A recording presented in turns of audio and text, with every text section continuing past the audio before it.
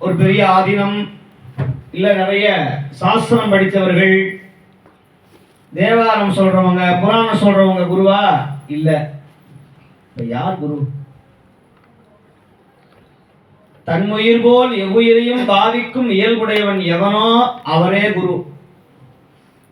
இந்த உலகத்திற்காக தன்னை சந்தனக்கட்டை போல தேய்த்து கொண்டு பிறரை மனம் வீசக்கூடிய உண்மையான உள்ளம் படைத்தவர் எவரோ அவர் குரு. அப்பேற்பட்ட குருவாக நமக்கு திகழ்ந்தவர்கள் 4 பெயராக நம்முடைய சைவ சமயம் சொல்லுகிறது. அந்த 4 பேருடைய தலைமையாக விளங்கக்கூடியவர் ஞான சம்பந்தர். ஏன்? நாவுக்கரசர் வயதுல மூத்தவர். அவரை முன்னாடி வச்சிருக்கமே, புழியர்கோன் வெப்படித்த புகழியர்கோன் கடல் போற்றின்னு ஞான சம்பந்தரை சொல்வதற்கு பதிலாக முதல் வரியே ஆழிவிசை கல்மிதப்பில் அணைந்த பிரான் அடி போற்றின்னு சொல்லணுமே. ஏன் 2வதா நாவுக்கரசர் வைக்கிறோம்? இவர் வயசுல மூத்தவராச்சே, 81 வயசு. ஞான சம்பந்தருக்கு 16 வயசு. சரி, நம்முடைய சைவ சமயம் உய்வதற்காகவே அவதாரம் செய்தவர் சுந்தரர்.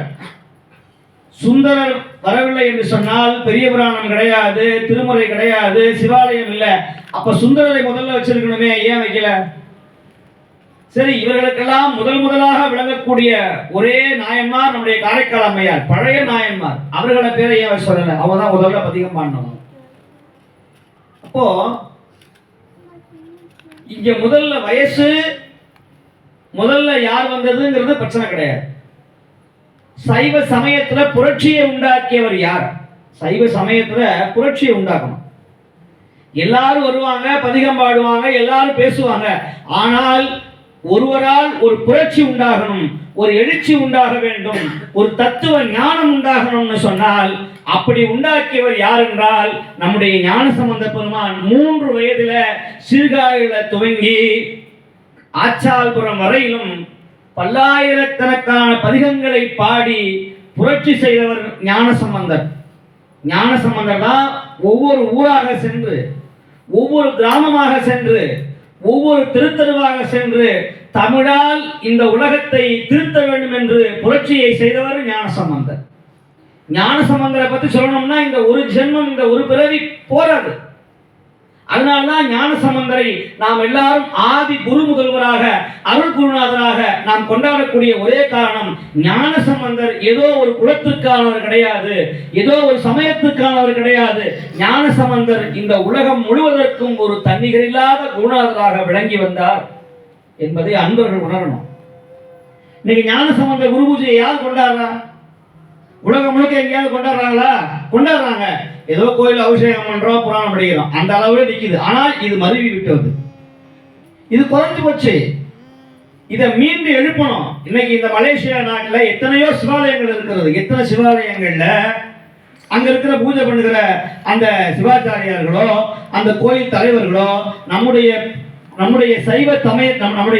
சைவ சமயத்தினுடைய குரு முதல்வர்கள், நமக்கெல்லாம் வழிகாட்டியவர்கள், நால்வர்கள் அப்படின்னு சொல்லி யாராவது ஒரு விழாவாக கொண்டாடுகிறார்களா? கிடையாது. ஆனால் நம்முடைய மலேசியா திருநாட்டினுடைய 4 மன்றம் அந்த பணியை செய்து வருகிறது. நம்முடைய 4 மன்றம், நம்முடைய தலைவர் அவர்கள் பாலகிருஷ்ணன் ஐயா அவர்களுடைய அற்புதமான தலைமையில இறங்கி வருகிற நம்முடைய மலேசியா திருநாட்டினுடைய தன் நிகரில்லாத ஒரு அமைப்பு 4 மன்றம். அது பேரே 4 மன்றம்னு பேரு. சிவபெருமான் பேர் கூட வைக்கல. ஒரு இந்து சபையோ, இந்து மன்றமோ, சைவ சமய மன்றமோ வைக்கல. பேரே 4 மன்றம். 4க்காகவே உருவாக்கிய அற்புதமான ஒரு மன்றத்தை உருவாக்கி, அதனுடைய ஜுகுபால் என்று சொல்லக்கூடிய இந்த பகுதியிலே, சிங்கப்பூரை ஒட்டி இருக்கிற இந்த பகுதியிலே ஒரு பெரிய அற்புதமான ஒரு கிளையை ஏற்படுத்தி 4 குரு பூஜையை மிக வளமையாக, மிக செம்மையாக நடத்தி வருகிறார்கள் நம்முடைய பெரியவர்கள். அப்பேற்பட்ட அற்புதமான இந்த நாளில் ஞானசம்பந்தரை எல்லாரும் கொண்டாடணும். ஞானசம்பந்தர் மட்டுமல்ல, நாவுக்கரசரையும் கொண்டாடணும், சுந்தரர் பெருமானையும் கொண்டாட வேண்டும், மாணிக்க வாசக பெருமானையும் கொண்டாடணும். அதுல முதலாளர் நம்முடைய பெருமான், நம்முடைய ஞானசம்பந்தர். ஞானசம்பந்தர் இல்லை என்று சொன்னால் இன்னைக்கு திருமுறை கிடையாது. ஞானசம்பந்தர் இல்லை என்று சொன்னால் வேதம் கிடையாது. ஞானசம்பந்தர் இல்லை என்று சொன்னால் ஆகமம் கிடையாது. ஞானசம்பந்தர் இல்லை என்று சொன்னால் சிவாலயமே கிடையாது, ஏன் நாமே கிடையாது.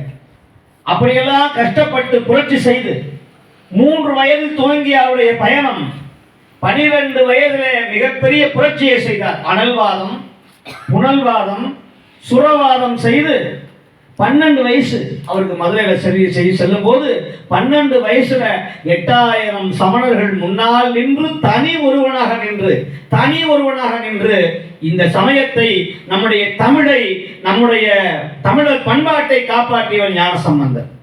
ஆனால் ஞானசம்பந்தர் மேலேயே நீ குற்றம் சுமத்துகிறார்கள். 8000 சமணரை கழுவேற்றினார், அதை செய்தார். எந்த போர்ல யார் இறக்காமல் இருந்தார்கள்? சேரர் சோழ பாண்டியர்கள் போர் செய்யலையா?